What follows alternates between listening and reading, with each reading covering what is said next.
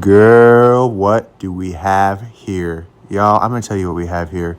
A hot mess. So this is the first new client I've taken in like over a year. And she flew out all the way from Utah to see me. So today we are going to get her right. So here is what we're working with, y'all. As you can see, she came in with 3 rows of weft hair extensions. She has some patchy, bleached hair and about a level, I'd say 3 or 4 regrowth. So the first thing I needed to do was remove those extensions. Now, not to throw shade, y'all, but this method of installation is one of my absolute worst nightmares.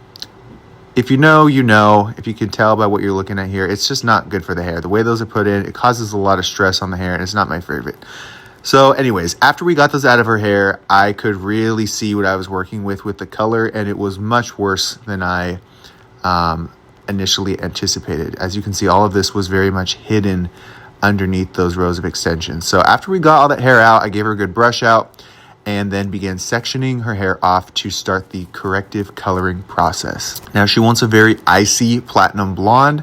So what I began to do was lift up the darkest zones of her hair first, which is obviously the regrowth, and then just kind of feathered that down wherever she had all those horrendous just calico spots throughout her hair. I honestly can't really figure out how something like this happens.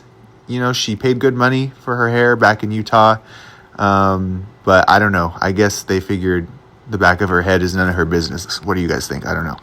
Anywho, I applied to the back of her head first, which I often do when it's, you know, situations like this where it's just all over the place, the unevenness of the color, because the application is a much slower process when you're dealing with uneven color to this extent.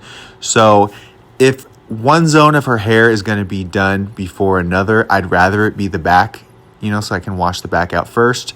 But anyways, after I finished applying to all of the regrowth, I then went back to the back section and started very meticulously going through, you know, taking very thin slices and just kind of spot bleaching. Again, working my way through her hair from the darkest areas to the lightest areas. So I cross-checked her hair probably 3 or 4 times throughout the lightening process. And I only used 6 volume developer with my Wella Blonderplex lightener, because with situations like this, you just have to take the process as low and slow and controlled as possible. So I then wrapped her hair up in a processing cap and let her sit at room temperature with that lightener on her head. She lifted for about an hour and a half. So while her hair was lifting, it was then time to prep her extensions. So she is going to be switching to my hair, of course, now that she is a client of mine. So we're going to be using 250 grams of my Luster Lengths K-tip extensions. And these were, I believe, 24 inches. And then I wanted to tone them using Wella Blondor liquid toners in the shade Pale Platinum and Pale Silver. I mixed those equal parts, also with 6 volume developer, to give her that really icy, slightly silver blonde that she is looking for. So here was her hair. I lifted her all up to about a level 9. I didn't want to push it and go to a 10 because, as you could see, her hair was just extremely compromised to begin with. So I didn't want to go too crazy. But here is her hair wet. I always like to show what it looks like wet because, y'all, if it's this white when it's wet, you just know when it's dry it's about to be next level. And of course it is.